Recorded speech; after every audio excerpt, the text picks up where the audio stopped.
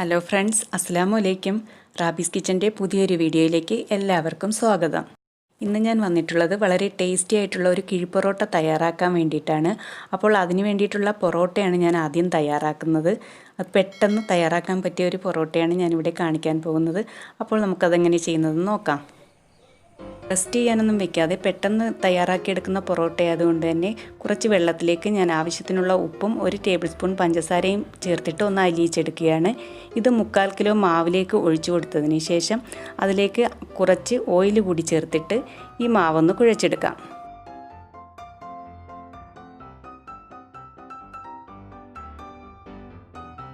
സാധാരണ പൊറോട്ടയ്ക്ക് കുഴയ്ക്കുന്നതിനേക്കാൾ ഒരല്പം കൂടി ലൂസായിട്ടാണ് ഞാൻ ഈ മാവ് കുഴച്ചെടുക്കുന്നത്. കയ്യിൽ ഒട്ടിപ്പിടിക്കുന്ന സമയത്ത് കുറച്ചുകൂടി എണ്ണ ഒഴിച്ചു കൊടുത്തിട്ട് കുഴച്ചെടുക്കാൻ ശ്രദ്ധിച്ചേക്കണം. മാവെല്ലാം കൂടി ഒന്ന് ഒരുമിച്ചാക്കിയതിന് ശേഷം ഒരു 2 മിനിറ്റ് കൂടിയേ ഞാൻ ഈ മാവ് കുഴച്ചെടുക്കുന്നുള്ളൂ. ഇനി അപ്പോൾ തന്നെ ഓരോ പൊറോട്ടയ്ക്കുള്ള മാവെടുത്തിട്ട് കുറച്ച് ഓയിലൊന്ന് സ്പ്രെഡ് ചെയ്തതിന് ശേഷം ഇതുപോലെ ഒന്ന് പരത്തി സൈഡിലേക്ക് മാറ്റി വയ്ക്കാം.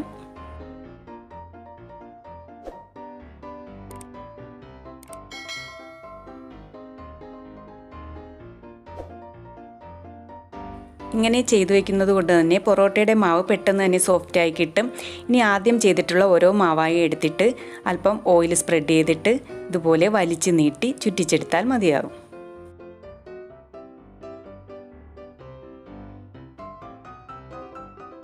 ബാക്കിയുള്ളവയും ഇതുപോലെ ചെയ്തെടുക്കുന്ന സമയം കൊണ്ട് തന്നെ ആദ്യം ചെയ്തിട്ടുള്ളത് നല്ല സോഫ്റ്റായി കിട്ടും.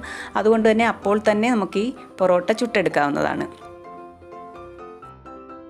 പൊറോട്ട ആയതുകൊണ്ടും റെസ്റ്റ് ചെയ്യാനൊന്നും വെക്കാത്തത് കൊണ്ട് തന്നെ അത്യാവശ്യം നല്ലതുപോലെ തന്നെ ഓയിൽ ചേർത്ത് കൊടുക്കാൻ ശ്രദ്ധിക്കണം. ഇതിനു മുമ്പ് എളുപ്പത്തിൽ തയ്യാറാക്കുന്ന പൊറോട്ടയുടെ റെസിപ്പി ഞാൻ ഇട്ടിട്ടുണ്ടായിരുന്നു. അതിൻ്റെ ലിങ്ക് ഞാൻ ഡിസ്ക്രിപ്ഷൻ ബോക്സിൽ കൊടുത്തിരിക്കാം. ഇപ്പോൾ ഞാൻ പൊറോട്ട തയ്യാറാക്കി എടുത്തിട്ടുണ്ട്. ഇനി ഇത് ലെയർ തിരിയാൻ വേണ്ടിയിട്ട് കൈകൊണ്ട് തന്നെ ഒന്ന് തട്ടിക്കൊടുക്കാം. ഇനി ഇതിലേക്കുള്ള ബീഫ് കറി തയ്യാറാക്കാൻ വേണ്ടിയിട്ട് 1/2 കിലോ ബീഫിലേക്ക് മഞ്ഞൾപ്പൊടിയും കുരുമുളക് പൊടിയും ഉപ്പും ഇട്ട് വേവിച്ച് വെച്ചിട്ടുണ്ടായിരുന്നു. ഒരു പാനിലേക്ക് അല്പം വെളിച്ചെണ്ണ ഒഴിച്ചു കൊടുത്തതിന് ശേഷം ഇഞ്ചിയും വെളുത്തുള്ളിയും ചതച്ചത് ചേർത്ത് കൊടുത്തിട്ട് അതൊന്ന് സോഫ്റ്റായി വരുമ്പോഴേക്കും കുറച്ച് ചെറിയ ഉള്ളി ചേർത്ത് കൊടുക്കുന്നുണ്ട്. പിന്നീട് മീഡിയം സൈസിലുള്ള ഒരു സവാള കട്ട് ചെയ്തതും ചേർത്ത് കൊടുത്തിട്ട് ആവശ്യത്തിനുള്ള ഉപ്പും ചേർത്ത് കൊടുത്തിട്ട് ഒന്ന് വഴറ്റിയതിന് ശേഷം അതിലേക്ക് ഒരു മീഡിയം സൈസിലുള്ള തക്കാളി കൂടി ചേർത്ത് കൊടുക്കുകയാണ്. ഉള്ളിയൊക്കെ നന്നായി ഒന്ന് വഴന്നു വരുമ്പോഴേക്കും അതിലേക്ക് 1.5 ടേബിൾ സ്പൂൺ മല്ലിപ്പൊടി ചേർത്തിട്ട് ആദ്യം അതിൻ്റെ റോസ് സ്മെല്ലൊന്ന് മാറ്റിയെടുക്കാം. പിന്നീട് അതിലേക്ക് 2 table spoon Kashmiri chilli powder കൂടി ചേർത്തിട്ട് അതിൻ്റെയും റോ ടേസ്റ്റ് ഒന്ന് മാറ്റിയെടുക്കാം.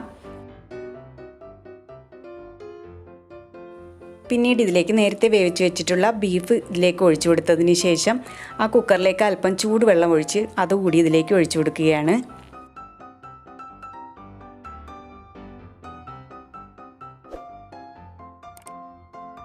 കറി നന്നായി തിളച്ച് വരുമ്പോഴേക്കും ഇതിലേക്ക് 2 ടീസ്പൂൺ കുരുമുളക് പൊടി കൂടി ചേർത്ത് കൊടുത്തിട്ട് ഇതെല്ലാം കൂടി നന്നായിട്ടൊന്ന് ഇളക്കി യോജിപ്പിച്ചിട്ട് അടച്ചു വെച്ച് ഒരു 2 മിനിറ്റ് സമയം കുക്ക് ചെയ്തെടുക്കാം.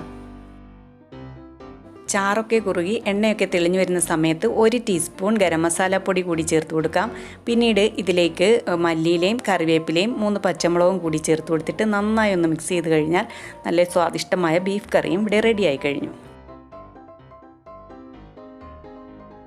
ഇനി മെയിനായിട്ടുള്ള കിഴി പൊറോട്ട തയ്യാറാക്കാം. അതിനായി ഒരു വാഴയില ചെറുതായി ഒന്ന് വാട്ടിയെടുത്തിട്ടുണ്ട്.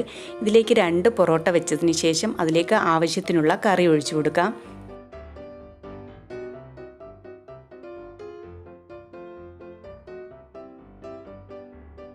പൊറോട്ടയിൽ നല്ല കുഴഞ്ഞിരിക്കുന്നത് പോലെ തന്നെ കറി ഒഴിച്ചു കൊടുക്കണം. ഇനി ഇതിൻ്റെ മുകളിലേക്കായിട്ട് ചെറുതായി കട്ട് ചെയ്തിട്ടുള്ള കുറച്ച് സവാള ചേർത്ത് കൊടുത്തിട്ടുണ്ട്. പിന്നീട് കുറച്ച് മല്ലിയില കൂടി ഇട്ട് കൊടുത്തതിന് ശേഷം ഇത് നമുക്കൊരു കിഴിയായി കെട്ടിയെടുക്കാം. നേരത്തെ ബീഫ് കറിയുടെയും പൊറോട്ടയുടെയും ഒക്കെ റെസിപ്പി ഞാൻ ചെയ്തിട്ടുള്ളത് കൊണ്ടാണ് ഞാൻ ഇത് സ്പീഡിൽ പറഞ്ഞു പോയിട്ടുള്ളത്. അപ്പോൾ അതിൻ്റെയൊക്കെ ലിങ്ക് ഞാൻ ഡിസ്ക്രിപ്ഷൻ ബോക്സിൽ കൊടുത്തിരിക്കാം. വാഴയുടെ നാര് കൊണ്ട് തന്നെയാണ് ഞാൻ ഈ കിഴി കെട്ടിയെടുത്തിട്ടുള്ളത്. ഒരു ദോശക്കല്ല് ചൂടാകുമ്പോഴേക്കും അതിലേക്ക് അല്പം വെളിച്ചെണ്ണ ഒഴിച്ചു കൊടുത്തിട്ട് ഈ കിഴി അതിലേക്ക് വെച്ചതിന് ശേഷം ഇതിനെ കവർ ചെയ്യുന്ന വിധം ഒരു പാത്രം വെച്ചിട്ട് ഇതൊന്ന് അടച്ചു വയ്ക്കാം. ഇനി ഇതിൻ്റെ മുകളിലായിട്ട് ഒരു വെയിറ്റ് കൂടി വെച്ച് കൊടുക്കാം.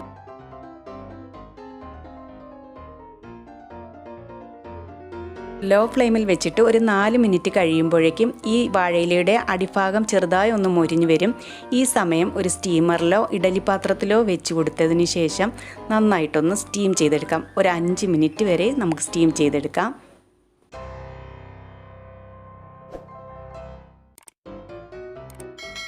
ബാക്കിയുള്ളവയും ഇതുപോലെ ഒന്ന് ചെയ്തെടുക്കുകയാണ്.